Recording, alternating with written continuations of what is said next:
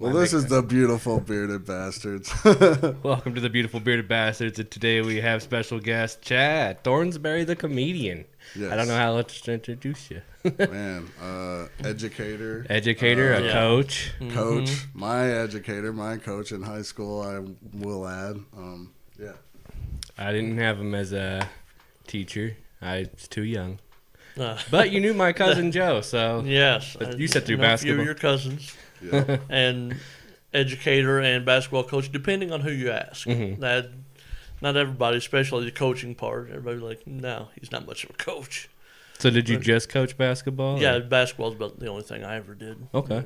Sam was in my class, his class as well. English class. Okay. Dixon. Elementary. No, high school. Yeah. It's like, many, many years ago, George. Yeah, it was. 2001 to 2005 was like my high school career. That's what you want to say, but yeah. Yeah, I graduated in 11. So. In 11. He's in the double digits. My daughter graduated in 11. I believe I graduated with your daughter. Is that right? Really? Yep. I was in the same grade. And what's your Small last world. Martin. name? In Dixon? Did she graduate in Yeah, Dixon? I knew Andrea, yeah. Oh, wow. Okay. Wow. All right. Small world, man. Yeah. Wow. And then I was first discovered to your comedy through my cousin Matt. Yeah, well, Yeah. that, All right. It's weird because some people really know when they follow it closely, which is great. Mm-hmm. And then the other day in the store, I ran into somebody that, has lived in Crocker his entire life. I've lived there my entire life. He's like, "What are you doing now? You still teaching?" I'm like, "No, I'm doing comedy." "Oh, how long have you been doing that?" 20 years. He's like, "Oh, nobody." Like, I'm not saying he should know me, but it's kind of Right. you'd think in a town of 900 people, somebody would include him in. Yeah. Crocker's had a few celebrities too. They had that person on, what was it, The Voice or America's Got Talent, I think. Jake Simpson. Yeah, that's it. Yeah. That's it. Oh, yeah. Huh. Wow. But yeah, even in your class, like it was almost like you were doing, comedy stuff or bits or it was like we walk in, everyone sit down, be quiet, class is gonna start, and then Thornsberry Mr. Thornsberry break into a monologue. Not quite that much, but well, hopefully there was something some educating funny. going It on, was yeah. it was something that about your either being a dad or something about just something frustrating and how you can That sounds like me. overcome it. And yeah, I think that was the ultimate lesson. I think. And everybody called me Thornsberry. Yep. Which I don't care. Didn't bother me. But you don't know how many other teachers and administrators came up to me and said, you have to put Mr. on it. No, it's fine. Because I called my teachers by their last names, and I didn't mean any disrespect by it. Yeah. And they're like, "Oh, you have to have them change that." I was like, "Okay, I'll work on it." Huh. No. Do teachers call other teachers by the last name, Some or of do them. they use them the first name basis?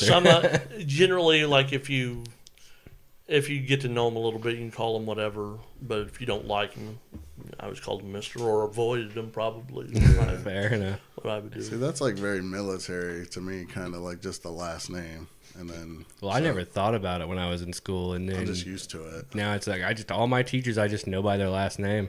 So Yeah. And then because we are so close to the military thing, I'd get a lot of sirs, which that bothered me. That makes me really uncomfortable. And I would tell them in parent-teacher meetings that's not necessary. the sir. I would prefer it not. And every once in a while, I would have somebody where they would say, "Well, we teach our kids to do that, and we want them to do that." Mm-hmm. I'm like, "All right." All right. That's what you want. I've seen a few of those TikToks or reels where the students would go around calling teachers by their first name, and just seeing their reactions pretty funny. Just like, "What'd you say?" Oh yeah, I've Seen seen those. that. Those are That's funny. Hey Robert, or What? whatever. And he's like, yeah. If anybody would have walked in and was like, "Hey Chad, what's going on?" I'm like, that would have thrown me. Okay. Yeah. That would have thrown me a little bit. I figured you'd tell me to run laps or something like that. See, that's so what, you were my coach too. Though, anytime, yeah, that's Yeah. true. anytime anybody brings up basketball, it's never a good memory.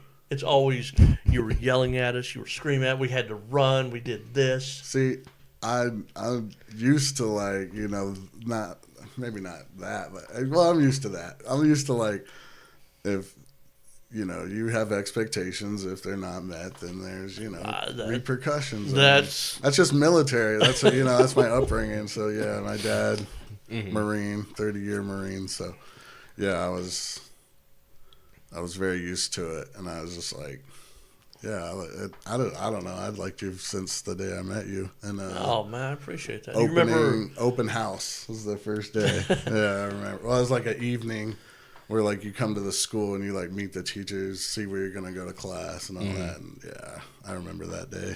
That was cool. I did baseball and soccer, but both like the pony leagues. I never did anything in high school. Coach Cheryl really wanted me to do track. She even offered to pay for anything that I couldn't afford out of pocket just for me to go. And wonderful athlete. Oh yeah, for sure. Very good. She was phenomenal. But I was just, I was 16 or 17. I was just too busy working, like just trying to train myself, I guess, just to be very supportive of myself and kind of ruined that last few years of high school, I think, for me, focusing on work and work those last few free years before you work forever. She wanted me to do track and field. Oh, okay. Yeah. Run. Yeah.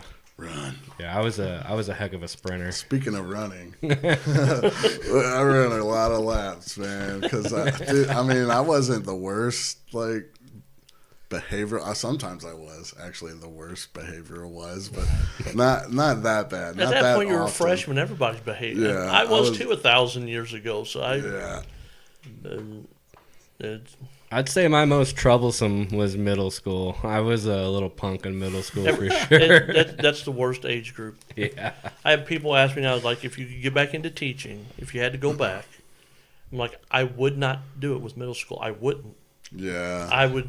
I'd take a shovel in the face before I taught middle. There's no way. Photography, some of the older middle school kids are some of the most brutal. And just like, I'm sure Jim Brown has a few stories of me. Oh, I remember him.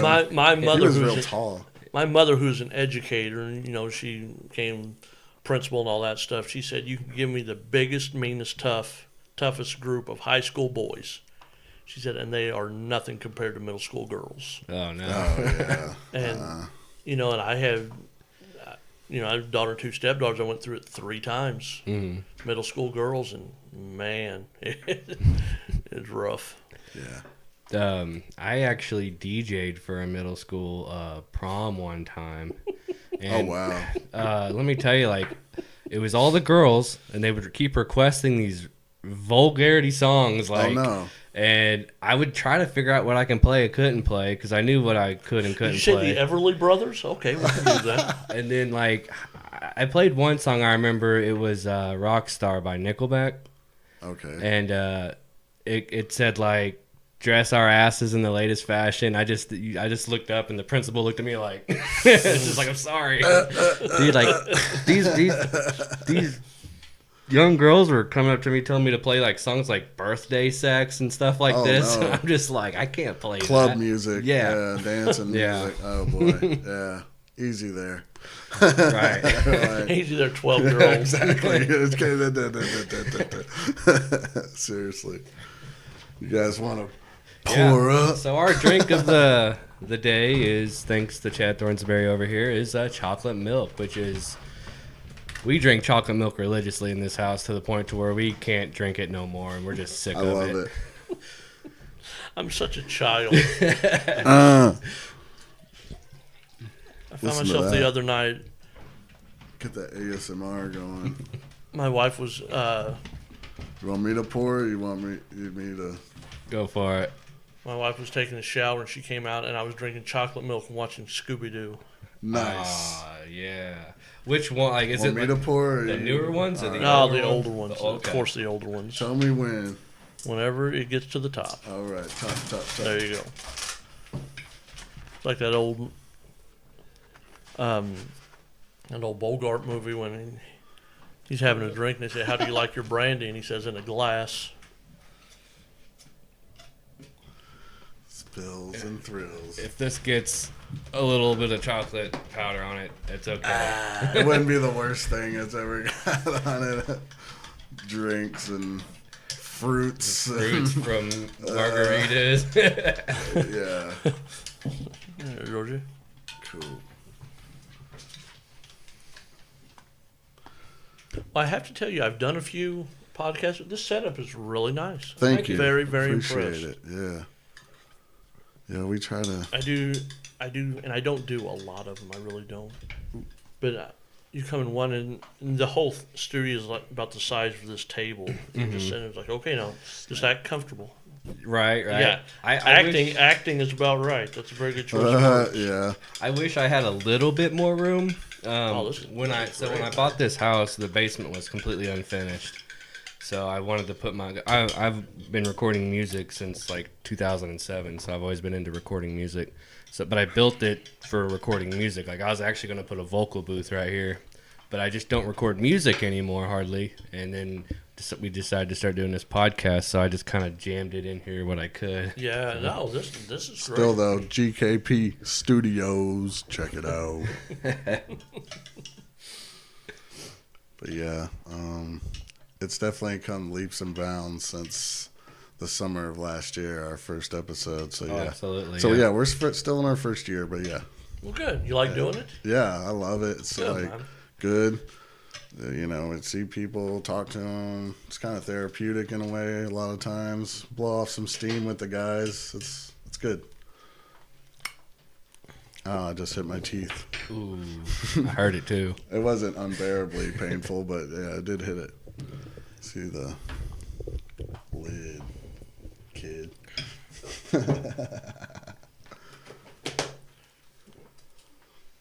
But yeah, so yeah, I remember one time, we were probably about a third of the way through the basketball season, and there was a home game coming up, and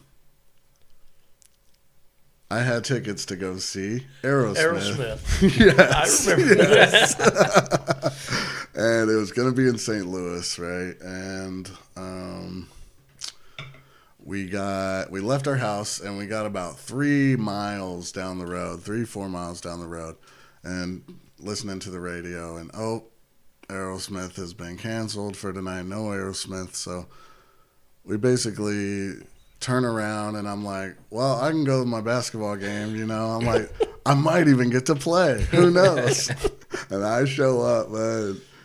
Thornsberry is not happy.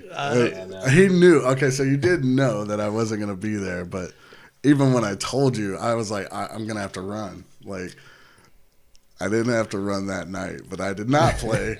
But then the next practice, I did have to run. I don't know how many laps. I can't remember. See, I changed that, and I think I changed it because of that, because I would always tell guys, like, practices are mandatory, games aren't. If you want to skip a game, if you want to go through all this garbage and not do the game, that's up to you. It's completely up to you. And I think I changed because of that. Like, I had to play, and it was an Aerosmith concert. Yeah, I told that story a few times. Oh, really? Nice, man. I'm honored. Thank you. Absolutely. That's awesome. I don't want to know the stories my teacher tells me. Oh, man. But, yeah, and I wasn't, like, starting player or nothing like that anyway, so I wasn't, I wasn't surprised, but, yeah. When I was in high school, I skipped a game to go watch wrestling in St. Louis. Nice. Like WWF or oh, nice. Yeah. WrestleMania. And Hulk Hogan. I still remember how. And Hulk Hogan's plane couldn't land because of the fog. Mm-hmm. Oh no! And so he didn't show up that night. At least that's what they said. No Hulkster. No. With this cord behind me. But so see how much of a hypocrite I am. I did that. And then you did it, and I get mad at you for doing the exact same thing I did. All right. Cheers. Cheers to hypocrites.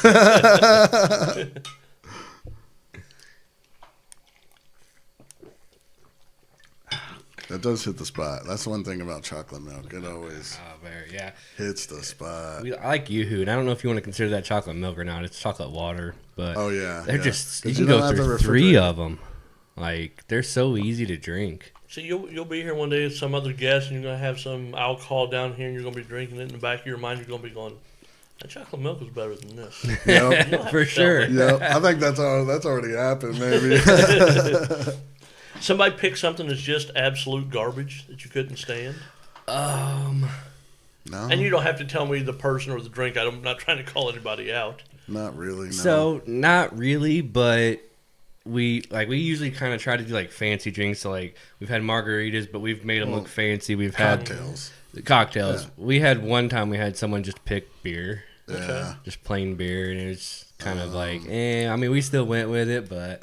So the first podcast of this year, we had screwdrivers, and that was the doozy.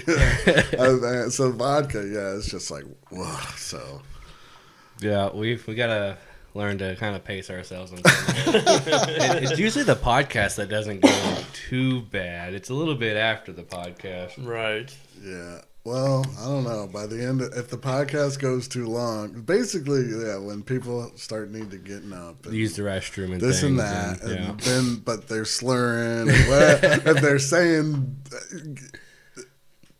I'm gonna say, past the 1 hour 25-minute mark, things could get a little derailed. Who knows, man? I That's don't what know. my wife asked me before I left. She said, "Well, how long is it going to last?" Like, I don't know. I said most of the ones I've been on, they run about 90 minutes. If they're editing down, they'll edit some down. Right. Yeah. We usually try to push about an hour. Our longest one has been an hour and 45. Yeah. And I typically don't like going past an hour and a half, but Well, there's a reason, like movies, especially comedies, are 90 minutes. That's about the attention span. yeah.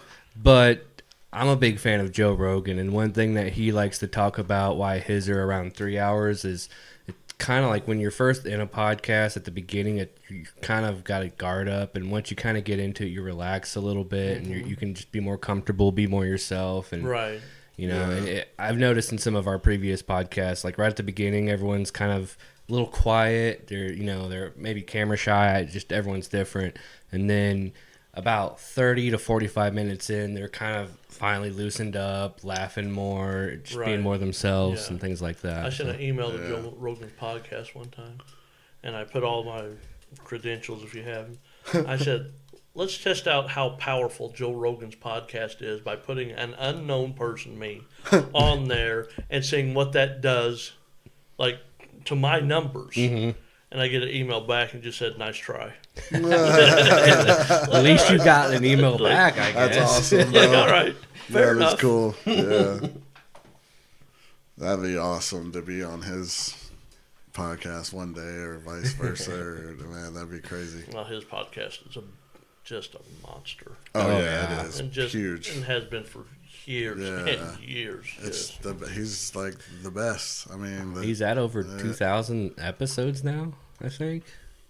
yeah. I don't. I Man, mean, just hours and days and weeks of months of. well, you get to content. that point where you're not asking for guests anymore. Like you have people asking to Right. be on Exactly. there. They're paying him to show up. Yeah, Yeah. stuff like that. Woof. Yeah. I don't know. That's a lot to think about. The thing I'd say I like most about his podcast, though, is it's not structured just around one thing, and that's kind of what I want my podcast or our podcast to be like. Is everyone asks us what do we talk about, and we don't have a definitive answer for that because we talk about a lot of things. It depends on the guest we have on the show. So, like our last guest, John, he is a fitness and health expert, and so we've talked a lot about working out and health and food diets and things like that. Guest bring topics, And then it's like, okay, we need somebody completely opposite of health and fitness. What's Thornsberry doing? Is he available for that? We're not going to piggyback on that with him. Oh, I like your jokes about trying to eat healthier and whatnot, and and the one where you come home and she's made dinner for you, but sometimes you get that wrong. You get that answer wrong. Married men So funny. absolutely love that joke. I did that on TV. on Mike Huckabee show. Without getting into politics, if you guys hate Mike Huckabee, wherever the camera is, not the point of the story. Just No, let it go. But I tell that joke on camera, and I hear, and you usually don't hear that. Like just one guy, I'm like, who's one guy kind of glass, and it's him back at his desk because he sits behind me over there clapping. I'm like, well, that one went all right. But, yeah, that one was. That's awesome. That one's popular with married men. Yeah. So you went there. You appeared on his show twice. Is that or how many? Yeah, a couple of times. I've done his show. I think, they what they call crowd warm up. You go out before the cameras start rolling, Okay. and I've done that a couple of times.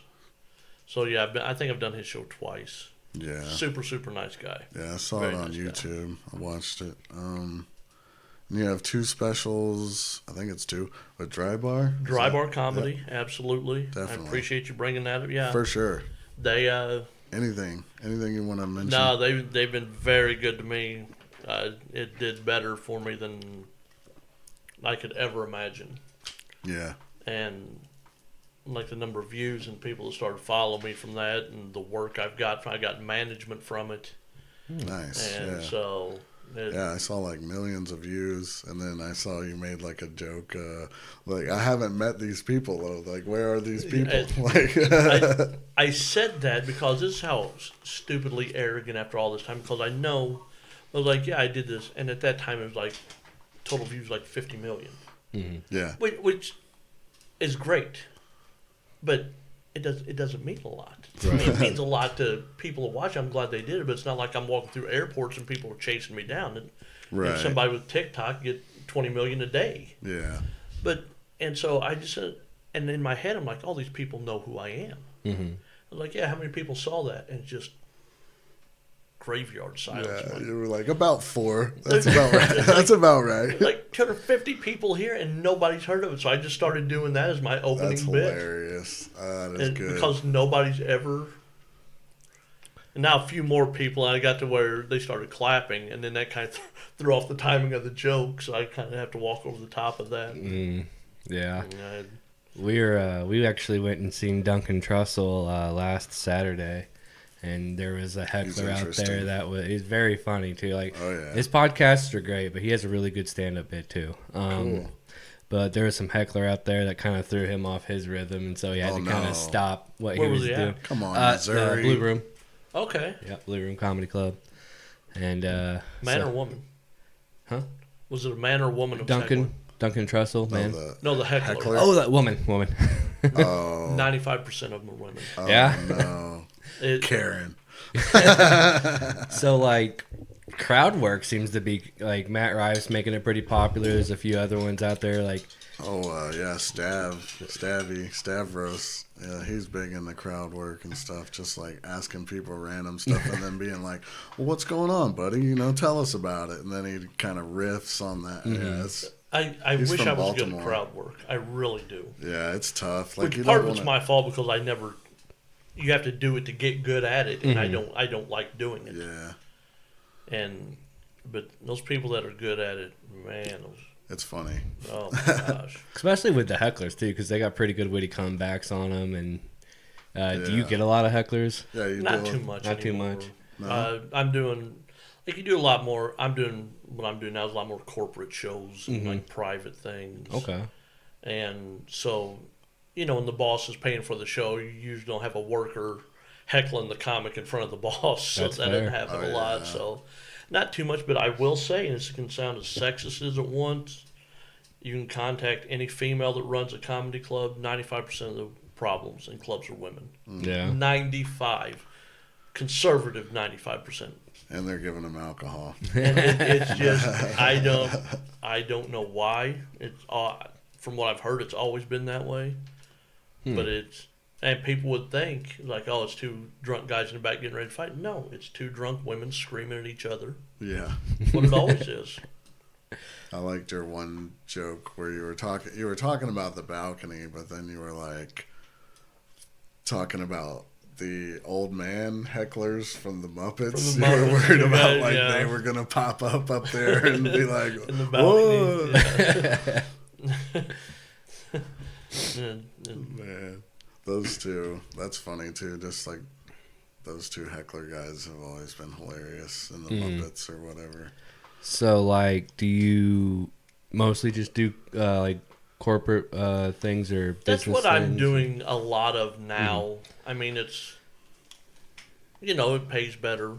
Okay. And instead of, going to a club and being gone for 5 days, I can go do a corporate show and do one night and come home and, better money for less time out. And I did my time on the road, and, when I've gone, I think the most I did, 1 year I did like 218 out of 365 days. So, I mean, I've gone, 6, 7, 8 months a year. How many states have you done? Like, Oh, I have no idea. would it be easier to name how many you haven't? How many states? Yeah, states. I keep track of that. 43. 43 states. Cool, Wow. cool. Okay. And the only ones I'm missing are the Northeast. It's Maine, New Hampshire, Delaware. Which all state's ones been up the there. worst audience? What's that? Oh, Which boy. state's been the worst audience?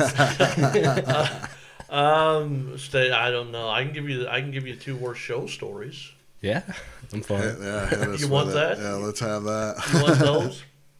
Well, which one do you want? I'll give you. Flip a coin. I've got a short one or a long one. Which one you want? Whichever one you like, tell them best. Here's what I'll tell you. I was in Canada. All right, here we go. And we're doing a show, and it's a comedy club / sports bar, which means it's not a comedy club. Mm-hmm. That's the way they build it. I had a guy tell me anytime you walk into a room that has pool tables, you're not working a comedy club. But so I'm there, do the show. Well, the hockey playoffs are on. And we're 10 miles from where this hockey team is, and they're in a sports bar going crazy. Well, game goes into overtime because we're supposed to start right after the hockey game. And goes into overtime. Now, for those of you who don't follow hockey, it's not just like the NBA where they go to commercial and then you come back and you start. There's an intermission. Mm-hmm. So we have to wait and wait and wait. Well, it comes in. Goes into double overtime. Now there's another intermission. Now we're running hour and a half late, which is never good because these people are still just hammering it. A kid comes over to me and cut off shorts, t-shirt, hat on backwards. He goes, "I'm the comic that's working with you tonight." Like, oh, okay. And it's a 2-man show. And I said, "How much time are you doing?" He said, 15 minutes. Okay. He said, "This is the first time I've ever been in a real comedy show." I know he's not doing 15 minutes. I know it. I'm ready for it. I got it. Now, in Canada, they are really nuts, or at least this room was. And I had people warn me where if they say they want the show to go 90 minutes, it goes 90 minutes. Mm-hmm. If you go 88, you don't get paid because you didn't fulfill 90 minutes. Oh. So I'm like, okay, I'm sorry, 60 minutes. 60 minutes. Okay, this kid's going to do 15. He's going to do 10 in my head. So I've got to come up with 50 at a time in my life where 50 was a little bit of a stretch. Mm-hmm. We're about ready to do some bad crowd work, but I'm going to get through my 50 and go on. Game goes in triple overtime. Okay, now we're over 2 hours late. Everybody's drunk. They're heckling the TVs. Oh, no. And we haven't started yet. And I asked the owner, I said, "Are we still doing a show?" And he goes, "Well, your choice." He said, "You can do the show and get paid, or we can cancel the show and you don't get paid." Well, we're doing a show. Yeah. Because I'm going to be here. I have bills like everybody else. Mm-hmm. And puck goes in, boom. Their team knocked out of the playoffs. Everybody drunk and mad now. Oh, no. The TVs start going up in the ceiling, and they weren't even all the way up yet. The guy goes, "Okay, we're going to start the comedy show." And this kid walks up there. I'm like, okay, he's going to at least take a little bit of the bullet. And his 15-minute set, hand to God, his 15-minute set, he goes, "Where are all my pot smokers at?" Nobody said anything. And he goes, "Okay, I'm going to get your next comic up here." And that was his set. No. He 15 minutes, he didn't do 15 seconds. Oh, no. And he goes, "Okay, Chad Thornsberry." And I walk up there and check my time because I'm nuts about my time. I'm like, yep, 59 and 40 seconds coming up. And I stood up there and took just a beating. Oh no! I mean, almost an hour, no laughs, none, Oh no! man. and just people just glaring for an hour. And in that, there's a stupid comedian part of your head, like, okay, they've hated me for 20 minutes. I'll flip them with this one. You know, you always think that. And I made the mistake of saying, okay, you guys are going to like this. And the guy in the crowd goes, what, are you leaving? Oh no! And I was like, that's a really good line. That sounds. But my phone went off 60 minutes, and I don't know for sure if I finished the joke that I was doing. And off the stage I went. Out out of there. It was brutal. I was gonna say that sounds absolutely. It's It's awful. How do you handle that emotionally? Like, is that hard to? It was. Well, okay. You get really used to it after a while because in the beginning you're terrible, Mm-hmm. and you just get punched all the time. I mean, Yeah. just you get used to it, or you don't and you quit. One of Right. the two. And it's the longer you do it, if you get better, hopefully, and hopefully I have, it happens less and less and less and less. Right. But I'll still have one. I had a corporate thing a couple of years ago where everybody was just up talking. It was in a gymnasium, 400 people. It was a college campus, and they paid for me to come in and all this stuff. And my wife went with me. And even at the worst, she'll always go, well, it's not as bad as you think. And it's just, nobody listened. They didn't even know I was doing comedy. Oh no! And I got in the car to come home. My wife just looked at me. She goes, "That wasn't good." Oh no! No, I was there. You don't have to tell me. They weren't even like paying attention. No, they were talking. not even. Couldn't Oh, have my cared gosh. less. Oh no! Man, yeah, that sounds bad. Does that number like scare you? Like when you hear how many's in your audience, does that maybe affect the way? Like, does it excite you? Does it make you more nervous? Bigger's better. Bigger's better. A crowd of 600's a lot easier to do than a crowd of 6. Fair. And it was like, oh, I bet, if people come out, that makes it worse. Mm-hmm. It's just, anybody I always say comes to my show, I'll get you tickets, you have to sit in the back. I don't want to see you. It doesn't make me nervous. Everybody's like, oh, it makes you. No. But I don't want to sit there watching you not enjoy the show, but fake laughing because you think I need it. Mm-hmm. That's too much that I'm trying to process at once, so you have to sit in the back.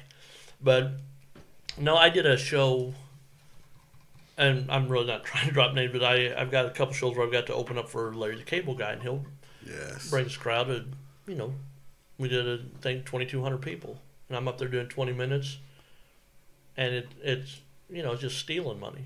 Everything you say, they laugh. They're laughing at the setups because his audience is coming for that, and it's easy. And then, I've had the show years ago where you walk in and there's 3 people. I'm in a hotel working like the conference room, and there are 3 people there, and the only reason they're there is because the weather's so bad outside they can't leave. Oh man. Oh no! So that's the only thing. They get free tickets from the hotel for some guy they've never heard of, and they're stranded. Mm-hmm. That doesn't go well. There's no way to make that.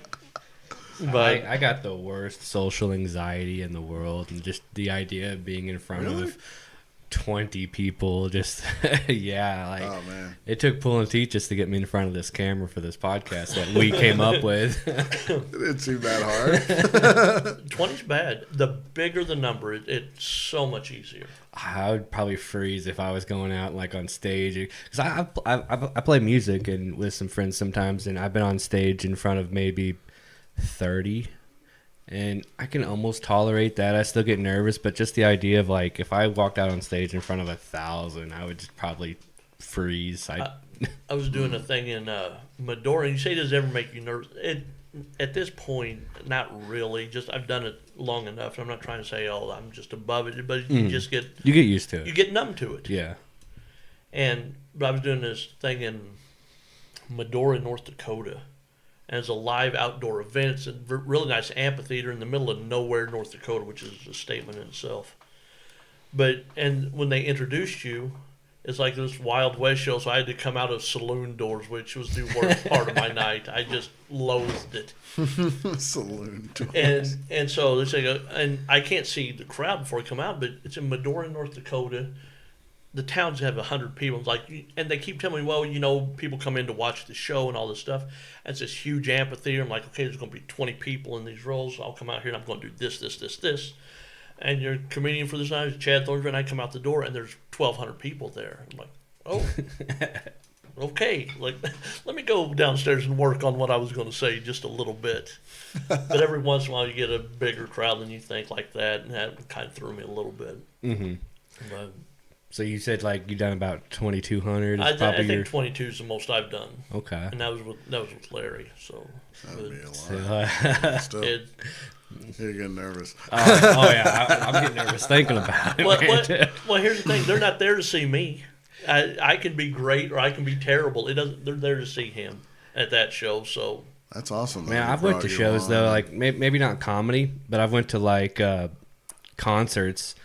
And I enjoy some of the openers more than I've enjoyed the headliners. So, Larry the Cable Guy is pretty funny. Does he still kind of hitch on that get her done thing, or he kind of did he drop it? Or I know he was all about it for a long time. That was a while back though. That's when he came out with the Blue Collar tour or whatever. He's still that character guy. Yeah. And absolute nicest guy in the world. Awesome. Yeah. I ran into him just by sheer luck and recorded 2 CDs on his label because he saw me and liked me, and so that's awesome. That is great. Yeah, he's a good dude. Yeah, I loved him when I was younger, and then I think I would be more into Ron White now. Yeah, Ron White is he's good. I like all those guys. I like his cigar whiskey drinking attitude. Yeah. I got to work with him in Atlanta, and somebody's like, "Oh, that's awesome." Like, what about at the time it's whiskey, it's tequila now because he's got his own tequila line. And they said we heard that's not really, that's apple juice in there. I'm like, no, not the night I worked with him. Oh man, that's funny. But, so Larry brought you onto the show. Did he have you? He asked you on tour. Did he bring you? Well, no. He I was working a room in Omaha, which he's from Lincoln. And that was like his homeroom in Omaha. And the guy I was working, this is how just crazy stuff happens. Mm-hmm. And the guy goes, Dan's going to be in here in a few minutes. He said he's got to come up the back stairs. I'm like, who's Dan? Well, that's his actual name. His name's Dan Whitney. Oh, okay. And I'm not that's not a secret. I mean, you can look that up. Yeah. But it's called him out. Like Google. yeah, he's going to be up here in a few minutes. I'm like, really? Like, yeah. And so I go up there, and he comes up to me. I've never met him before. He said, "Hey, you mind if I do 10 minutes?" Yeah, you're worth $200 million. You're asking my permission. Of course. Go ahead. You do it. And what I said was, "Hey, the more time you do, the less time I have to do." And he starts laughing. He goes, "You're a comic." I said, "Yeah." Well, and so he goes up there, and then I have to follow that, which is it wasn't bad. It wasn't bad. Nobody follows a killer. Yeah, but the general manager of the club, her name is Colleen Sweetheart. She's the best. And she came to me and she's like, "Did Dan talk to you?" I was like, "No." He said he wondering about putting you on his label. I said, "Really?" And he said, "Yeah." So we got talking, and I recorded a CD for him, and it went well, and I had another one recorded, and so I've got 2 out with him, and then it gets played all the time on XM Sirius, Channel 97, Jeff and Larry's Comedy Roundup. Yeah. And gets played on there all the time. So no, he's been good to me. He's That's been awesome. very, very good to me. Great. Do you mind if I get some more milk off you, buddy? It's always nice, when you meet people like that in there. It's comics helping comics or community. Yeah, it's a lot better. Yeah, if it always stayed that way, it'd be good. But I had a guy tell me, he said, eventually you're going to get to a point where people quit helping you. Oh, yeah. I was like, really? I said, why is that? And he goes, well, now you're starting to take their work. Oh. I'm like, all right. And I could see it start happening. Like this guy that would give me all these guys' phone numbers because he had a gig, then the guy wouldn't return my call anymore. And then Oh, no. So, I mean, that's Yeah, whatever. I mean, I can see. Yeah, I don't. So I'm obviously not in the comedy circuit, but out of what I've been getting with I watch a lot of comedy. I'm not like I'm in the podcast. Yeah, I like it too. You probably watch more than I do. I don't watch hardly any. But like Joe Rogan seems to be trying to do a lot. And then there's this Tony Hinchcliffe with his Kill Tony, where he lets like new comedians come on all the time. Out of like, so since you're in the circuit, you probably get a little bit different perspective than I would. But from what I'm seeing, it looks like they're just trying to help a lot more people get into it, just because of the influence that comedy has. You know, making people laugh is just, yeah, and you know, I've heard. I don't know him. I've never met him. Probably never will. Never been close. But like the guys I've worked with that have worked with Joe Rogan or been on his podcast said he really tries to help you if he likes you, and he's, you know, he says he's very passionate about what he does, and he tries to help people. He's not a bad guy, and you know, some people don't like him for whatever reason. Yeah. But what I've discovered is like the top tier guys, and I've discussed this with other people, and like the guys on the top, they're all good guys that I've ever met. It's that second level that thinks they should be up there. Those are the problems. Because then they think they have to treat these people like garbage because, you know, hey, I'm me. And, you know, some people have heard of me. But, you know, like, got to be very lucky. I've worked with Ron White. I've worked with Larry. I've worked with Kevin Hart before he was Kevin Hart. I mean, he was... Right. But, I mean, those guys are sweethearts. Yeah. Everyone I've worked with has been nice. But you get the second guys like, oh, he was on this show for 2 seasons 15 years ago, and now he's kind of fallen out of it. Well, that guy's the problem. And, I mean, he treats the staff terrible and treats other comics terrible just for whatever reason. But, do you have a favorite comedian? of course. I mean... Let's have it. do you want somebody you've heard of, or No. Who's your favorite comedian? my favorite comedian that I've ever worked with, makes me laugh harder than anybody, is a guy named Robert Hawkins. Robert Hawkins. And doesn't even do it anymore. The guy was just and I was talking to my nephew about this half hour ago because he's really into comedy, and he asked me that question. I was like, "It's Robert Hawkins." He said, I'll have to look at just an absolute monster. Is there content out there of him? Yeah. Okay. Yeah, absolutely. And he's the guy that other comics would go watch. And that never happens. It's like, I equate to like baseball players. They say, you know, when certain guys are taking batting practice, you know, you go do whatever. But I always heard about Bo Jackson. Like, you know, when Bo Jackson took batting practice, you went and watched. When Robert Hawkins did comedy, the other comics, I mean, I knew comics that would stop on the road to just stop in to see him do his set. He was just a beast. Oh, wow. Awesome. Just an absolute beast. And he doesn't do it anymore. It's sad, but he's my favorite. Guys that I like a lot of old comics. I like Bob Newhart, and I like Don Rickles. I think's hilarious. Oh, he's funny.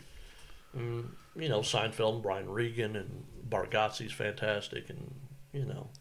I've never been a big fan of Seinfeld, to be honest. I love Seinfeld. I love him. His stand-up is a lot different than his show, and but I've listened to 10 times more of him talking about doing stand-up comedy than his stand-up. Because, you know, when I started, I had no clue what I was doing. Right. I didn't know anybody that was doing it. I moved to Kansas City and didn't know anybody out of 500,000 people. And I had this stupid idea I was going to try this. Didn't know anybody in the comedy world.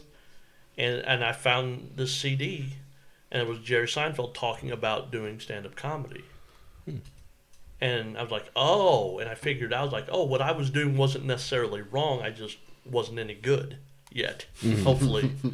And so, but I listened to a lot more than his stand-up. So how do you go about writing your like? Do you write it down and try it out? A lot of people have that thing where they just go on stage and I can't. I'm just far kind too of regimented. freestyle it and see what works or doesn't work? And some guys can do it. The funny guys are the guys that come in for open mic night or amateur night. Like, oh, I'm just going to get up there and riff. You're going to get up there and die. Is what you're going to do. You're going to burn. And no, I have to. I'm just extremely regimented. I like this word choice. I like these 7 words in this order. Mm-hmm. And if I get into a bit, I know because that works best because I've tried it 12 different ways, and I pay attention to what the audience is telling me, and that's the way it works the best. Mm-hmm. So that's the way I'm going to say it. And a lot of people go, "Oh, that's too robotic." There's no, well, that's fine. Everyone's different though. But that's the way I have to. I have a good buddy. He's like, I can't do it that way. Mm-hmm. He said that would drive me crazy to say it the exact same way. Like that's and it creates your own unique style, which is great. I mean, I like it. I feel like if you write, you can structure things more how you need to. So I've worked with a lot of musicians recording music, and I would have some artists come in and they would they just want to freestyle whatever they felt, and sometimes they're really, really good freestylists, but it just seems more random and less storytelling. And then so I've always tried to get them to write because, you could freestyle, but then write down parts of your freestyle that you like, and you can actually structure a story or a point that you're trying to get out there with your music. That's what it is. You write down what works, you take out what doesn't.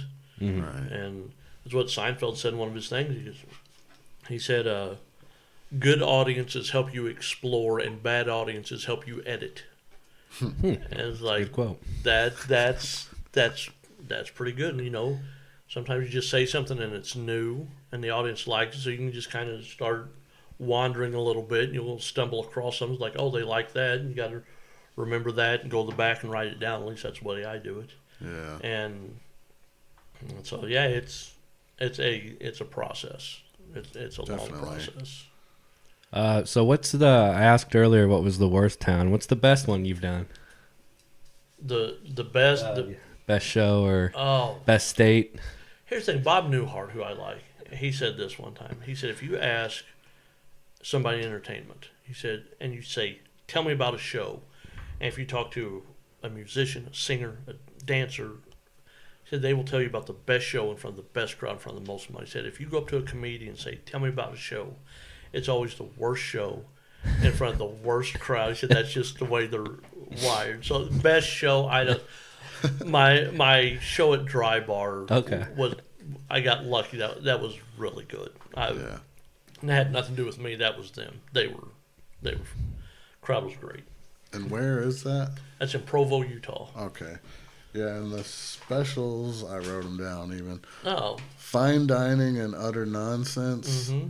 Junk cars and valet parking. Yes. They're both awesome. I liked them both. Thank you. I had the first title, that was junk cars and valet parking, because I wanted it to have in the last bit was where I was talking about being at the hotel with the junk cars and valet parking. Yeah. And then when I started titled the second one, like I want that same rhythm. Mm-hmm. And maybe I just completely overthink things. That's extremely possible. And so that was the fine dining and utter nonsense. So whether that matters or not, who knows? But I liked it. I kind of noticed that it was like this and something else. Yeah, like a little cadence to it. Yeah.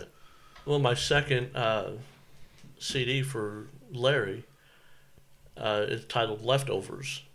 And his manager was talking to me. She said, I love that title. How did you come up with it? Well, all the stuff I did on the first CD, I had all the stuff left over. And she started laughing. She said, of course you did. Of course that's the way you would title it. Literal. Yeah, I'm not that clever. That's clever. Talking about crazy shows that you've done, you told a joke about... I think you were in Tennessee or something, and someone wanted you to come do a show, like, on the fly, like, replace some other comic or something like that. That was crazy. It sounded like... I did that. It was a group for PETA, and I didn't know they were a PETA group. And so I made some reference to having meat in the freezer, and they escorted me off stage.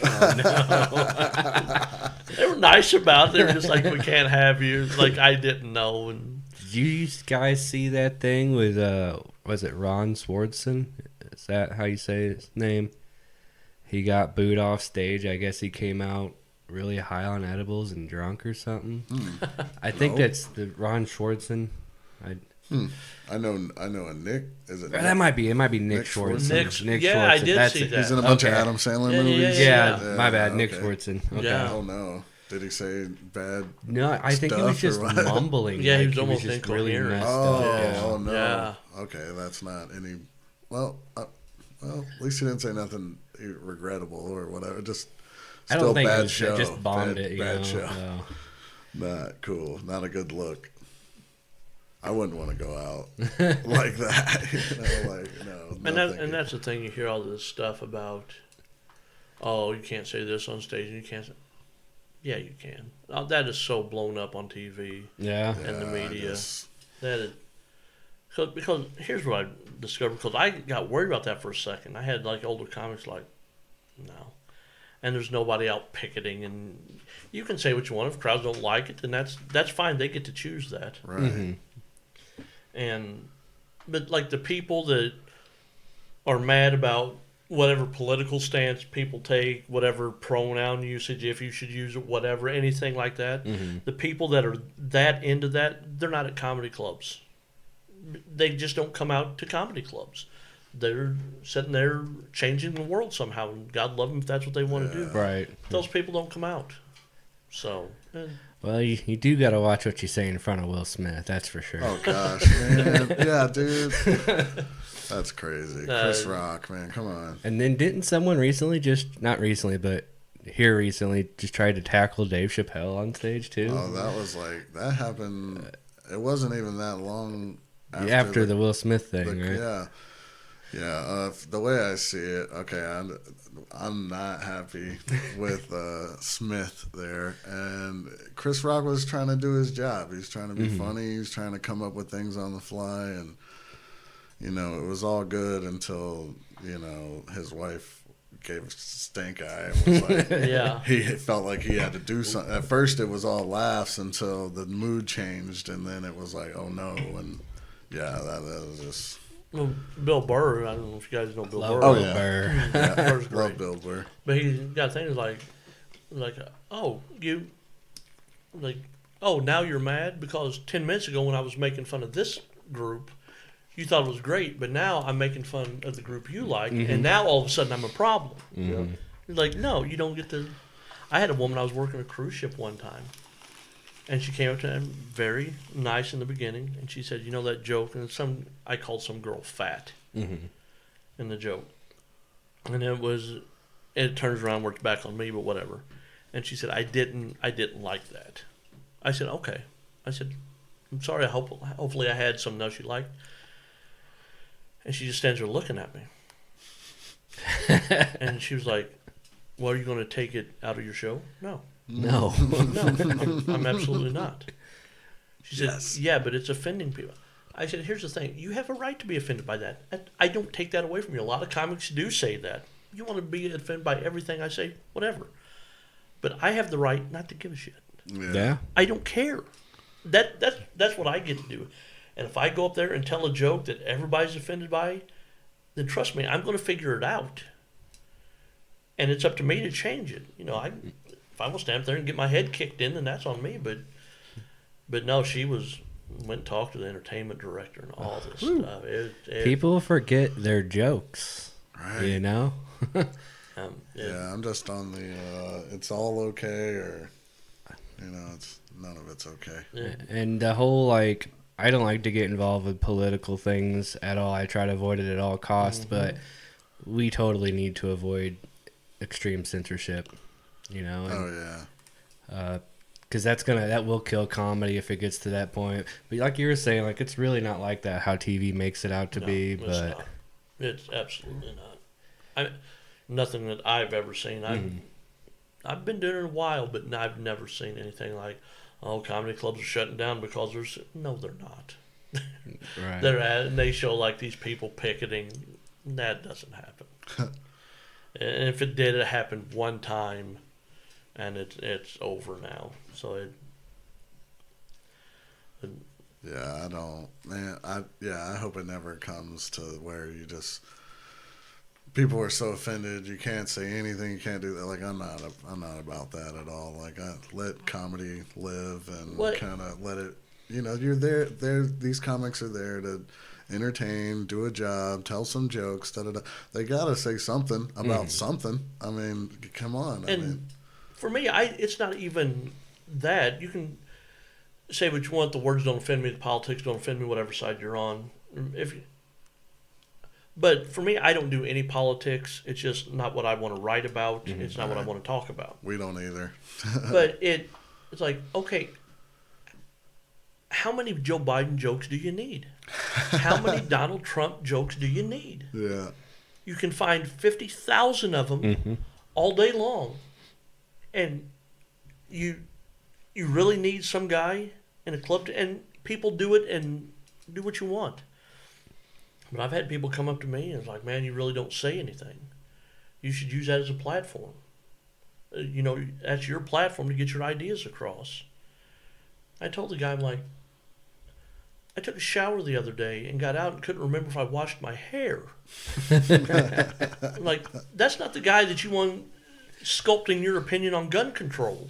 Right. You know, just let me, and people are just like, oh, you can talk about what you want as long as it's what I think you should say. And so, but that's whatever. Everybody does their own thing. I know some people do political comedy and they do it very, very well on both sides. So that's another thing I like and respect about you and your comedy is you're you. You're gonna be you. You're gonna say what you want to say, what you're not gonna say. I had this is one of my favorite stories. I just go in here and tell stories. I don't even know if this is gonna make it good or bad. I'm sorry. Yeah, you're fine. Hey, we love it. That's what this is for. I was working with Bruce. I don't know if you know Bruce, black comic, very, very famous. I feel like I've heard that. And Bruce. I mean, a huge following.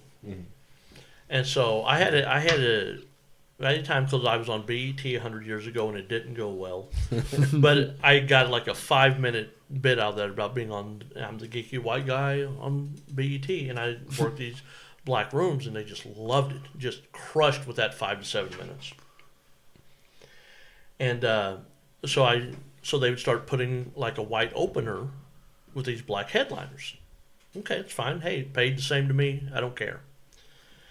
And so Bruce calls me in his dressing room after this week. He said, where you at next week? It's like, I'm going home. He goes, no. He said, I'm working in Tampa. He said, I want you to come with me. Okay, fine. He said, they'll pay you this. I'll even kick in a little extra for you. He said, but I want you there. I said, okay. I said, that's great. I said, can I ask why? He said, 2 reasons. I'll tell you after the week.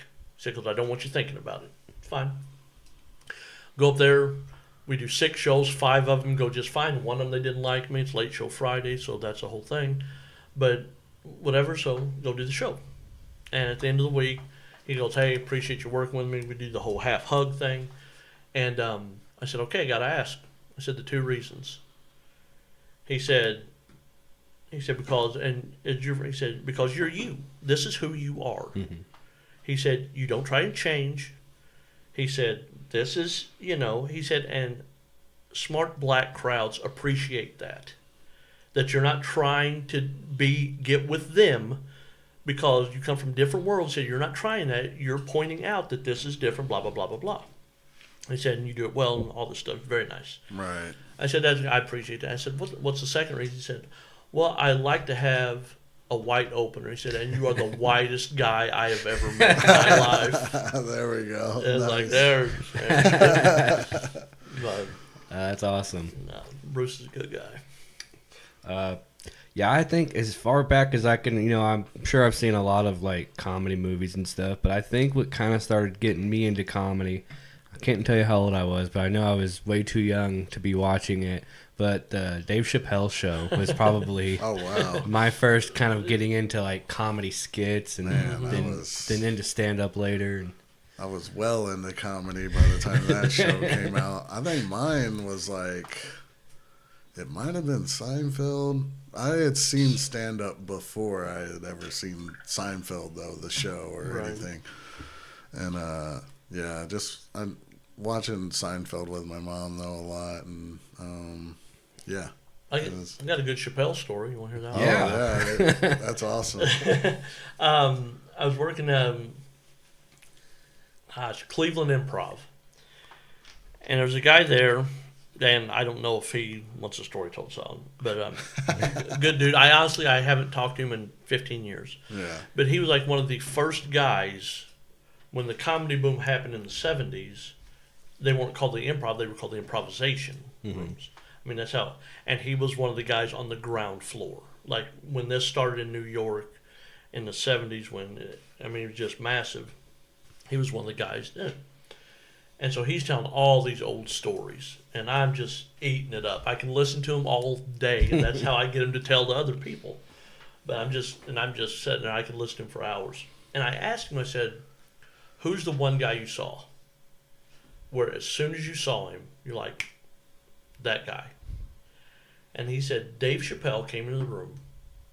He said, and I think he said he was 14. wow. He said his mom came in with him because she had to be in the room. And he went on stage, 14 years old, and just murders. Just murders.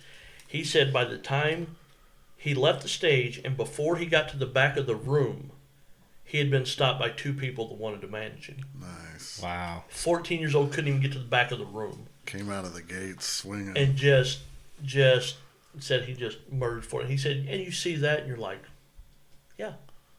Then I knew a guy that was in the first improv troupe that Robin Williams was in. Wow. And this was back in San Francisco in the 70s. And, this guy that I was working with, he was very old at the time. But I said, when did you know? He said, we had a show where we go and we do our improv thing, and it goes well. And the manager comes up to us and says, I need like a half hour. He said, the other guy is not ready yet. And he said, well, we kind of did all the bits we know.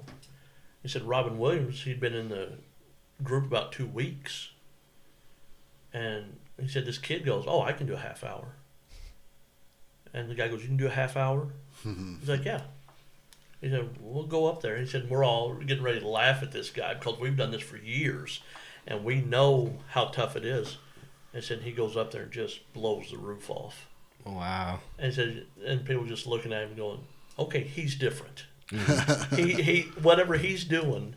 That's what I talk about Robert Hawkins. I remember watching him the first time, like, okay, whatever that cat's doing, what I'm doing, not the same thing. That's not the same thing. So were you kind of maybe a class clown in school when you were younger? Or no. What kind of got you into the comedy scene? You were older, right? Is that what you said? I can remember it. I was skipping a class in college because I was tired, didn't want to go. I was laying on a couch, and Comedy Central was on. And that was at the time where they actually played stand-up specials. And I remember I was trying to sleep, and I heard this guy talk, and I don't remember his name. I really wish. And I'm like, man, I could do better than that. And I remember it was one, my eyes open. I'm like, I wonder if I could do better than that. I'm like, well, how do you do it? And I mean, I had to look up how to become a stand-up comic. Well, you go to open mic night. I didn't know what that phrase meant. Right. I'd never heard that phrase before. I'm like, well, it means amateur night. Okay. And so I was still living in Crocker. The open mic night was on Tuesday night in St. Louis at the Funny Bone, Westport.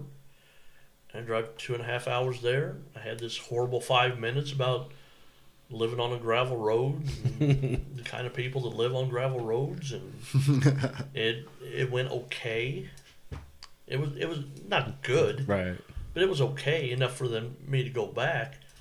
And now because I've done this one time, I mean, I've got comedy figured out. And so I'm like, well, I'll think of a new 5 minutes on the way to St. Louis the next time.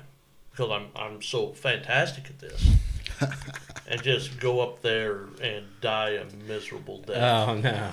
And I don't think I got on stage again for a year. Really? Like Wow. I can't do this. Nope, not ever doing it again. That hurt. That's a lot of pride swallowing. Tough What one to that heal turned into. from.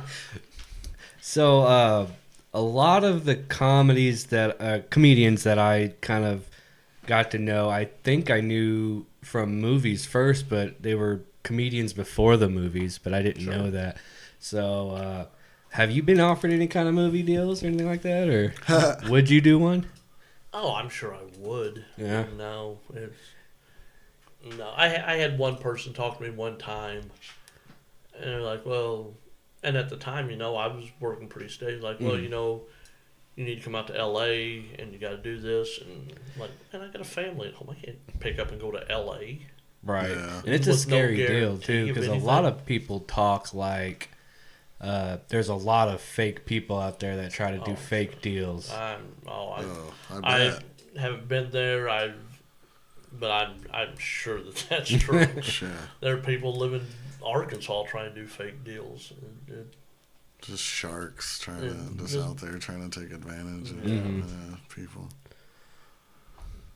No, I would certainly do that now, but if it never happens, it's not anything. No, that's fair. What about like writing a comedy skit or I've movie or written a short couple of thing? things, sent that's it in, cool. had some people look at it, and it gets through the first level, and then you never hear back from them. They just quit answering emails. Like okay, it's all right. Are you writing any new comedy now for any shows or specials or anything? Yeah, in the I've got a future? couple of bits I'm working on. I've got a show this week. I'm going to. That don't fall under an NDA.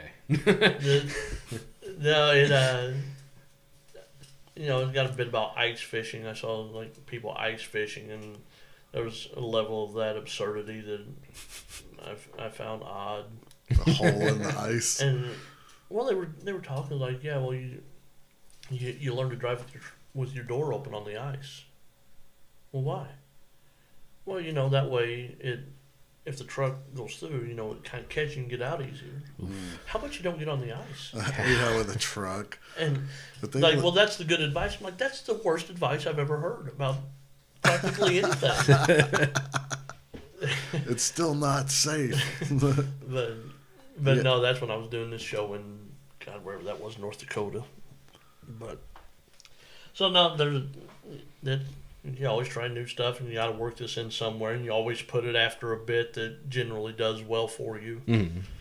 And you never open with a good bit, or never open with a new bit. Hopefully, you open with a good one, Right. but you never open with a new one. And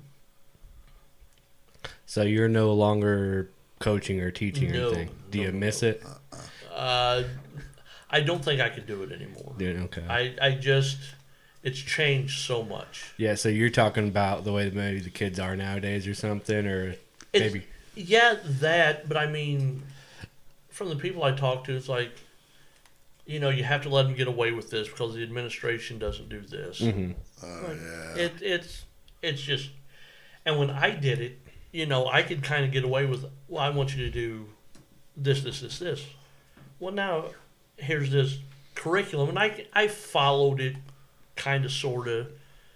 We didn't spend a whole lot of time on diagramming sentences. I don't care if you can tell me what a helping verb is. I don't care. No. That's not important to me. It shouldn't. I care about if you can write a coherent sentence and tell me what it says. That's what I care about. And go ahead. and so I hear there's a lot more stuff of that, and I couldn't coach anymore. I was talking to Coach Brand one time. He said you couldn't coach anymore the way you used to. It's not that I did 1,000 years ago. Mm-hmm. I mean, probably I'm still coaching like 10 or 11 years ago, maybe Yeah. 12. But and he said you can't get on the kids anymore. He said they just Yeah. shut down. Yeah. Said you can't correct them. They just shut down, and their parents are all over. He's like, They can't handle that. Yeah. And it's Do you I think don't know what a lot it of is. that's? I think it's social media. Yeah, that and like they're not phones and yeah, they're not socialized enough. They just can't handle when some like criticism or like negativity or like pressure or it's And like, there were dude, always people like that. There were certain people that couldn't handle, but I mean, now it's by and large, yeah, it's almost all of them. it's, Yeah.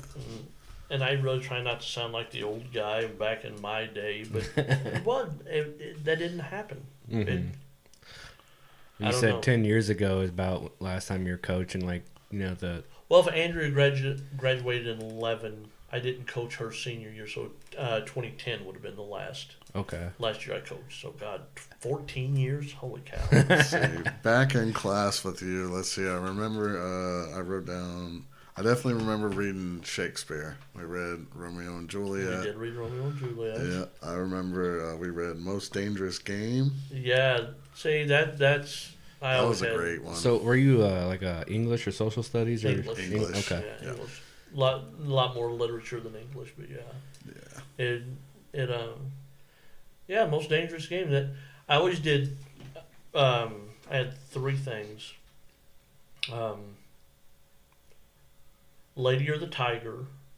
I don't know if I did that with that group, but that's at the end of the story. You don't know which way the story went. The one you just said. Most Dangerous Game. Most dangerous game, because I had like 2 or 3 different ways you can take how things end. And for like senior level things, there's a poem called My Papa's Waltz by Theodore Rothke.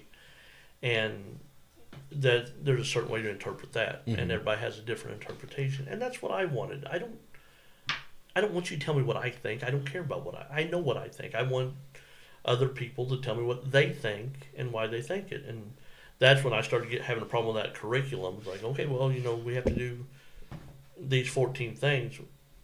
Okay, but when do they get to write and tell me what they think about stuff? That's what, well, no, they have to do this rubric and this. Right. Whatever, that's a whole other thing, and that sounds like I'm griping about public education. I'm really not trying. I could gripe about it, and I'm probably the worst candidate to have an opinion because like I said, I was a punk in school, but if I can go back, I'd probably change a lot of things. But I felt like teachers tried to give you a lot of busy work just to kind of not really help you learn, but just kind of to help them pass their time. Well, and I know it seems that way, and I'm not saying there aren't, but sometimes that's what they have to do. Yeah. And those things come from, Jeff City. Like, okay, they have to be able to do this, this, and this. And it's like, and I'm sure I remember telling all my class, like, I know you guys don't like doing these sentences. I don't either. I think it's boring. You think it's boring. Everybody's had to do it. Let's get through it, and we'll go on, hopefully do something a little more entertaining. Yeah, right. That was a good thing. Yeah, like once we got through that, we could do something else that was better. And then a poor experience that I think that I might have gotten in school, and at the time I didn't know what it was, but kind of looking back as an adult now, I've had ADHD real bad. In the school, honestly wanted to put me on Ritalin, and my mom wouldn't let them. Okay. So they ended up holding me back a grade, but I was just very, very hyperactive and hard. Not like hyper, like I wouldn't be bouncing off the walls hyper, but just hard to concentrate. Things would catch my attention real easy. And so like we would have like homework, or not homework, we'd have like a page to do, like math test or something. And I would just be sitting there kind of wanting to like fidget with things and play with my pencils or erasers or whatever. And for the punishment, I would just my desk would get moved in the corner and almost kind of like just forgotten about. And I just feel like and there's a different time back then too. Like this is probably late 90s, early 2000s, So I know a lot of things are out now about like the different kind of attention disorders, but if I would have just probably gotten a little bit more hands-on worked with instead of just kind of shoved into a corner. Yeah. I felt like... I have no doubt about that. I don't know, though. I've never been a teacher, but just me kind of looking back as an adult now, and thinking about it differently. Yeah, I was always kind of same deal when it was much younger, though. I was just like... You were more of a class clown. Yeah. But by then, I had kind of calmed down a little bit. But like when I was in grade school, though, I was like really kind of hyper. But it was like, dude, they give me my assignments and I would just blow through them, and then I had time to like fool around or whatever. But yeah, they wanted to try to put me on Ritalin or something. My mom was like, no, Nope. and then so she's like, he can just be disciplined, and he'll meet his expectations, or that.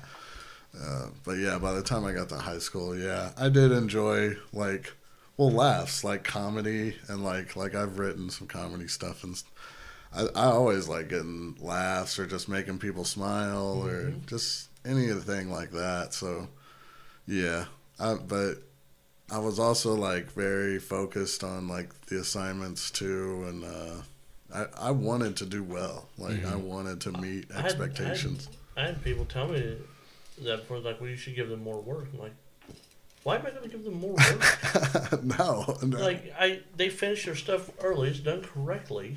So I'm going to punish them and give them something. Like, no, they're not causing any problem. Well, they're just sitting there. They've done it. And like a teacher can go a long ways with it too, because like I can tell a distinguished difference back when I was in high school, even like teachers that would just kind of mumble through your course, and then teachers that got real enthusiastic about what you're learning, and just because of that, like if you weren't catching my attention, and I'm not saying it was their fault, but I couldn't soak in any of the information. But I also had teachers that stood out really well, that would just catch my attention, and I still remember those lessons to this day.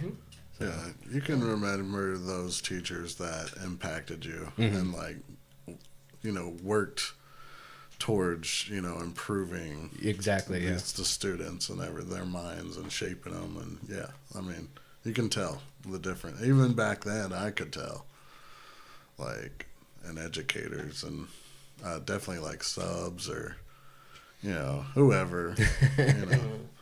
There was I was such a horrible person to work with. There was a teacher, because I taught PE. I had like 3 hours of English, 1 hour PE. I had this like 4 kids coming to my PE class, and PE bugged me anyway because I like things very regimented in a certain way. And PE by nature, you kind of have to let go. And that kind of bugged me. But I could deal with that a little bit. But then I had like these kids start coming in picking up a basketball, and they're like, "What are you guys doing?" "Well, we're done with our English." I'm like, "Who are you? I don't know who you are." "Well, we finished our work in such and such's class." "Okay." Like, "You need to go back." Yeah. Well, then they sent him back. Like, "No, she said we could be in here." "She told you could be in my class." "Yes." "Okay." And so then they understand that, and like, we can go back. I'm like, fine. So then, like, I had for when I was at Dixon, when I had an A group, I had a PE on A day, which was my good group, and I had a PE on a B day.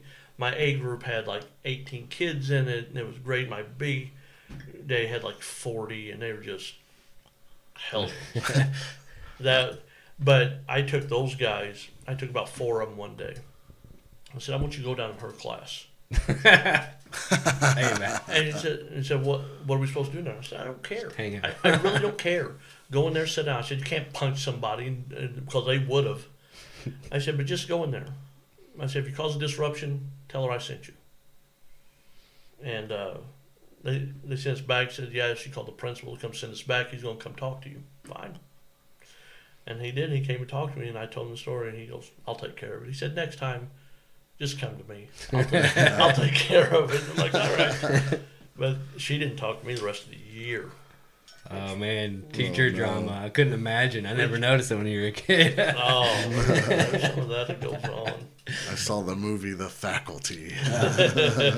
Dude, so the A-B, I A remember day that. and B day. I remember Yeah, they that. abolished that right when I got into high school, so I never had to do that. I kind of liked it. It was like you had A day classes, and the classes were long. They were like over an hour, but there's only like 5, and then then the next day is a B day, and it just alternates, and you have 10 classes. I liked it on like days when I would lecture, because I could really, really dive into things, and I could talk for longer amounts of time, which I tend to do. Mm-hmm. And so that was okay. I didn't like it on test days because I really tried. My rule was, okay, we're not going to start anything after a test. Test, that's over. Next time we're here, we'll start something new. Okay. Even if it takes a long time, 25 minutes, half hour, Mm-hmm. we actually got 35, 40 minutes. Wow. And I don't want to start something else. And so, but generally, most classes are okay. You keep them under control for one day. And it's like, Yeah. we can start this, you can sit there and do nothing. Yeah, they kept prepping us in middle school because we had this like kind of fake A-Day, B-Day thing to get us ready for high school. And my freshman year, they abolished it. So we did all that training. Oh, all that I was training for nothing. Yeah. Gotta love that. But yeah, what else we got? We were talking about movies. So Jaws. Did we watch? I don't know if we watched. We did Jaws. watch Jaws. We did. I've shown that in class before, not then, because I remember I was at Warsaw when I showed that, and you can send out the letters to home, and I'm going to show this because it's literature on film and blah blah blah blah blah. But some parents don't want to see their kids watching a movie where a guy's leg gets bit off and you see it floating to the bottom. Yeah. I get that. Yeah. So we would show certain parts of it. Such a good film, though. I've always loved that. It was terrifying as a kid. It still is kind of now. And We did a movie I can almost day quote it now. every now and then in elementary school. And they had this projector, and they projected it. It was back in the middle school before they built the new gym. So like the gym and the cafeteria was the same thing. They had like 2 movies they would show, and I don't remember what the other one was, but one was Sandlot. Oh, yeah, that's a classic. Yeah. Sandlot. Going back to your class, I remember the symbolism lesson where we had to get a music video recorded on a VHS. Yes, an actual VHS tape, if you guys know what that is. Yeah. And then we brought it in, and then, we had set up it was a TV, VCR. You put your video in, play your music video. This isn't one that you made? No, this is one that you've recorded off of MTV. Okay. You brought it in. You've selected your music video to bring in. Then you got to play it for everyone. And then as it's kind of going on, you're explaining the symbolism as you interpret it. And that's honestly a really cool. That'd be a really cool thing to do, I think. Yeah, I remember. What'd you bring in? Do you remember? I remember. Of course you do. Even before. I was like 3 or 4 kids, and they all remember the one they brought in.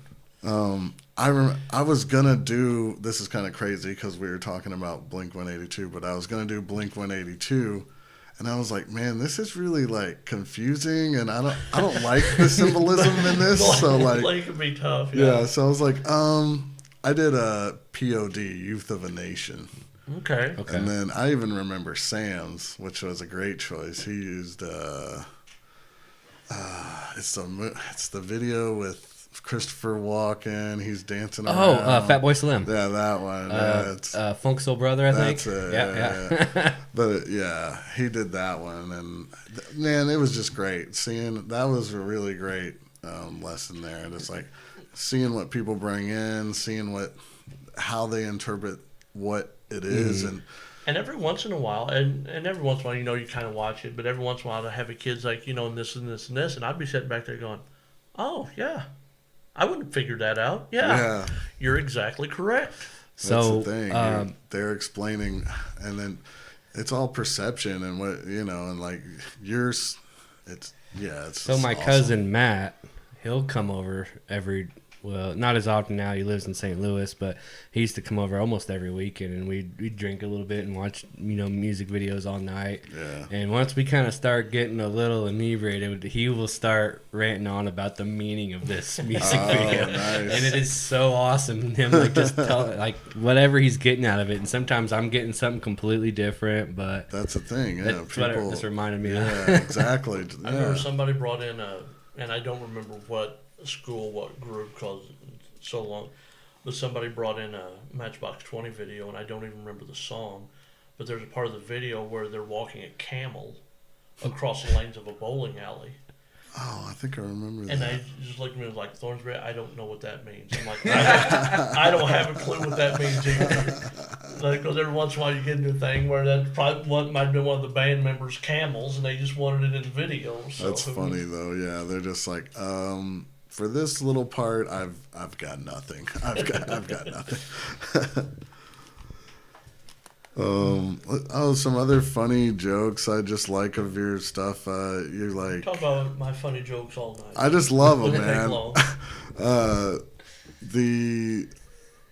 The one where you're talking about, I'm this guy, I'm not, but I need the complimentary breakfast. I need free waffles. I love that. That stupid thing. I love that. Because that's me too. I have got more comments from people, more pictures sent to me about that, where somebody will just take a picture of them standing in front of the complimentary breakfast thing at a hotel. I've got thousands of those people just send me. It's part of the. That's my favorite bit that I've ever written, was that whole chunk of stuff. But I've had more people talk about the complimentary breakfast than about anything. It's so relatable. I mean, I indulge on them now, just traveling around doing photography and stuff. But sometimes I have to leave early to where I can't even get it, and I'm just like, oh no. But yeah, I'm that too, and it's just relatable stuff, true stuff, just like this whole what you've crafted, your comedy. Yeah, that's awesome. Write about what you know. Yeah. And you don't know much, that's the kind of stuff you come up with. The guy, you said this guy described you and called you a fat Harry Potter. That bugged me. That really did. That was my opening bit for the second one.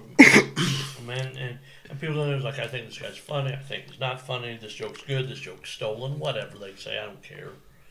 But then one guy's like, a fat Harry Potter. I was like, what? Okay, that one kind of. That's a troll right there. We've seen trolls before. Who said that? I thought I could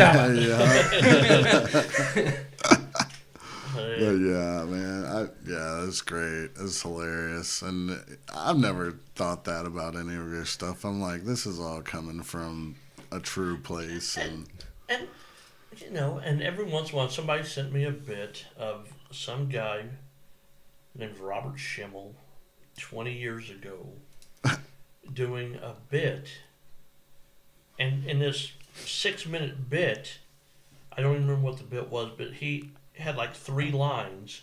And in whatever bit I did 20 years later, those 3 lines, they were very similar. Mm-hmm. I'm not saying that person was wrong, but they're very similar.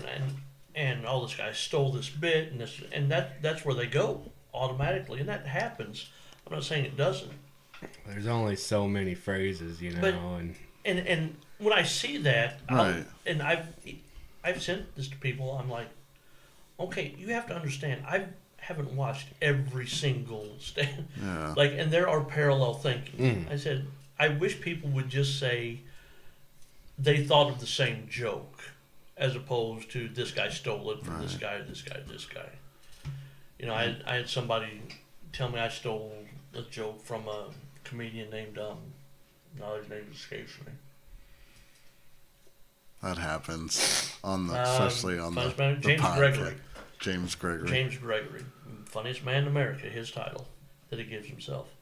But someone's like, "Oh, he stole this bit from James Gregory," and I told him, James Gregory and I have the same manager. Don't you think that would be a little stupid of me to steal something From the guy who's managed by my manager? Yeah. That, well, it's just similar. Okay, but that's not what you said. That that just shows that they don't know what they're talking about. So yeah. But and the sad thing is, people they'll show up and things, and they will. There are guys out there who will just blatantly rip people off, and it's. Well, so I've heard people talk about. So there'd be like a comedian opening for a headliner, and they'll kind of run through what their jokes are in case like they're doing a joke on the same topic, and then so they're like, don't do this joke because the headliner is going to be doing something very similar, not necessarily plagiarism, but very similar, but they'll go do it anyway, and then now the headliner's got to kind of change their bit up. Right, and when I was doing that BET bit, I was working with one time with Lisa Lampanelli. I don't know if you know. Oh yeah, she's hilarious. Mean and vulgar. But she came up to hilarious. me. I was working with her, and she said, "Are you going to keep doing that BET stuff?" I said, "Yeah, it happened 2 weeks ago. I'm working on that." She goes, "Well, I have jokes about black guys." I said, "Well, I'm not having sex with them in my jokes." Exactly. And I said, "You want me to quit doing it?" "Well, I'm not telling you not to quit." "Then why'd you bring it up?" She kind of has a different take on things compared to. I loved her stand up though. Oh yeah, it's hilarious. No, I meant like she has a different take on that compared to him, where he's coming from. Yeah, she's sleeping with him and stuff. I mean, come on. Yeah. Who do you guys like? Man, I like Stavros. He's from Baltimore. He's a Baltimore comic. I also like Chappelle. Okay. Of course, Seinfeld. For the longest time, Bill Burr was probably my Bill top. Burr, Jim Gaffigan. Do you know Tom Papa? Tom Papa. Yeah. I really like Tom Papa. Tom Papa's very, very. I was working in Cleveland. There's 2 clubs in Cleveland. There's Improv and Hilarities. Hilarities might be my favorite room in the country. I love working Hilarities. Where's that? In Cleveland. Oh, okay. And so I'm working the Cleveland Improv, and I look at the schedule and I wonder who's a Hilarities, and Tom Papa was there. And so I called the guy at Hilarities. I'm like, "Hey," Thornsberry's like, "Hey, what are you doing?" I'm like, "I'm working the other room." "What are you working the other room for?" "Well, because you guys didn't book me." And he was kind of like, I don't know if you get asked about this. I'm not trying to break any rules. I said, "But I'd like to come watch Papa's shows." Anyway, I can sneak in there. He said, "Come on up." I said, "Even though I'm not working," he said, "Come on up." I said, "I don't care." And really cool, a good guy. But that's the only time I'm ever left after my show to go to another comedy club to watch a comedian I wasn't working with. So I really wanted to watch Tom Papa's set. It's very, very good. I even like George Carlin back in the day. Carlin's good, Steve Martin when he's acting crazy and goofy. We were talking Todd about people Berry. regimented, or probably I was, and they said that George Carlin, somebody was telling a story about how, same words, same rhythm, same time, just a razor blade. Yeah. And they said that he even had it where he would look at a certain chair, like after this joke, and they said even if somebody wasn't sitting in the chair, he's still looking right there because that's where he wanted to look at that time of the joke. So it's just meticulous. Bo Burnham. I like Bo Burnham. He's crazy. He's got that real deep thinking kind of articulated. I like the songs and the music. Yeah. See, I try to think of these things, and just on the spot. No, I didn't mean to so push on many- the It's just how it is. There's just more that I know. So many, Sebastian, what's that dude's name? I can't even think of his name. I like Kevin Hart too. So many. You know, I got a Kevin Hart story. You want to tell one? Yeah. Probably the only. I bet no one else in the world can tell this story about Kevin Hart that I'm getting ready to tell. Oh, this is exclusive. Listen up, everyone. Yeah, it's not good for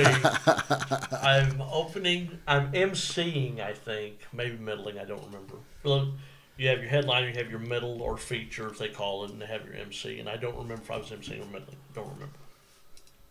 Sunday night show, Kevin Hart was headliner. This is before he was Kevin Hart. Mm-hmm. I mean, he was a good comic, but he hadn't gotten to the movies. He hadn't no TV. He hadn't blown up yet. And so I'm working Sunday night. I'm tired. I'm just ready to get my check, go home. That's what I'm waiting for. But I've got to bring Kevin Hart on stage. So, ladies and gentlemen, your headliner night. He's been on whatever. Ladies and gentlemen, I even give him the point, and I blank. Can't remember his name. Oh, no. Only time it's ever happened to me. And the guy in the front row goes, Kevin Hart. I'm like, thank you. Ladies and gentlemen, Kevin Hart. Oh. Well, the guy in the world, I forget his name now. But a year later, I'm out in L.A. doing something, and he's there. And he walks up to me, and he shakes my hand. And he goes, I'm Kevin Hart. Kevin Hart. Kevin Hart. My name is Kevin Hart. I'm like, that's funny. That's awesome. That's funny. Oh, Is he as short as they make him out to be? He's pretty short. Yeah. I know they always like to put him next to The Rock. And And then The Rock is always getting into him about it, and then he comes right back with the giant jokes. Oh, man, it's funny. It's funny watching them go back and forth to each other and stuff. So we're an hour and 40 minutes in. Oh, good. So rapid fire some stuff. You got your Kansas City hat on. Oh, so of course. Opening day. Opening day, they won tonight. They're 2-3. They're better. Oh, nice. Yeah. So do you where do you think they're gonna go? And like, what do you think is different this year? Do you think they got a shot? What do you think? They signed better pitching in the offseason, so they're starting pitching's That's better. a plus. They signed Bobby Witt Jr., they signed him to a big extension. They have the vote. I don't know when this is going to air on April 2nd. They're voting to see if they're going to increase the tax to put a ball stadium downtown. So that's going to things with revenue and all this stuff that's way too smart for somebody like me. But they will be much, much better this year than last year. All right. So are we going to see them in the postseason? They will be better this year than they were last year. There's a shot. Last year there was no shot. This year their division's terrible, and so they're a lot better. So you never know. Right. Oh, comedians also. I even wrote it down here. Mitch Hedberg was a good one. Eddie Griffin too. Oh yeah, I like his. Cat Williams. So many, dude. Cat got in a little bit of trouble with all that stuff that he was. Oh man, and I didn't listen to it. I had people tell me like, "Oh, you got to listen." On Shannon Sharp's podcast, he unloaded. Yeah. Oh yeah. Yeah, but a lot of the people he's talked about is getting in a lot more trouble. Yeah. So. Yeah. I mean, he laid it out there, and I don't feel like he was lying about a lot of that stuff. I mean, it's crazy. I had to, and I can't tell you the name. I'm not trying to be secretive about it, but I really that's can't. fine. No, we don't But got to. I was working with a guy, gosh, it had to be 16, 17 years ago. And we were working at a club in Fairview Heights, Illinois. It's right outside St. Louis. It doesn't even exist anymore. But he was telling me that night, 15 years ago, I said something about Bill Cosby. And he goes, he said, that guy's a rapist. I'm like, what? He's like, Cosby. Like, Bill Cosby? I was like, everybody knows it. Wow. I'm like, man, this guy's crazy. And sure enough. Yeah. And then it comes out, and then all the people are like, yeah, we've known it for years. I'm like, oh my man, gosh. I could have broke that story. Oh my gosh, yeah. That's Nothing like a good rape story on the podcast. It felt so. We'll be editing that one out. Hour and 30 is when we should have quit. We went 10 minutes too long. It's just one of those things, man. It's like he's in your childhood. He's on the show. Yeah. He does the stand-up. He's laughing. He's this. He's that. This frontward appearance, and then on the back, it's all that. He had one of my favorite quotes about anything, and he says, because he talked about, you have friends that you have to work with, and then every once in a while you have to make a difficult decision to cut them out. And he goes, it said not called show friends, it's called show business. Right. And it's like, and I had to, when I signed with Larry, I was already in a record label with someone else who's a genuine friend of mine. See, he stayed at my house before. I love that dude. He's a good dude, and I had to call him like, hey, sorry, I gotta go. I gotta go to this other thing. And I thought about that Cosby thing because it was just going to be more exposure, more money, Right. And he, of course, he's a good guy, and he understood, and he wished me all the best, and we still talk now. But I mean, that was a difficult phone call to make. Oh, I'm sure, yeah. Yeah. Like, hey, sorry, I appreciate what you've done, but I'm going to this guy because he can do more for me. Right. It was rough. Sometimes when you grow, you got to grow apart. Yeah, you gotta make that's tough nice. Whose is calls. I don't know. Mine, I guess. That's pretty good. I'm a quote guy. There you go.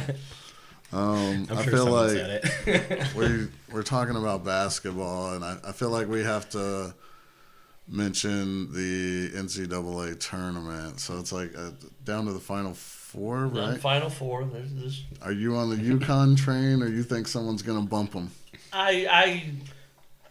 Purdue might beat him, and I don't watch nearly as much basketball as I used to. Yeah. I still love the tournament they have, Yeah, me and too. that's why I say like and I said this on my Facebook on that Thursday you have opening day. You have the NCAA tournament starting, and then next week's opening day, and then this next week the Masters is coming up. All right. I'm like, it's the best 3 weeks in sports for me. Yeah. And so A lot of people agree with you, though. I would love to see the upsets happen just because I'm that guy.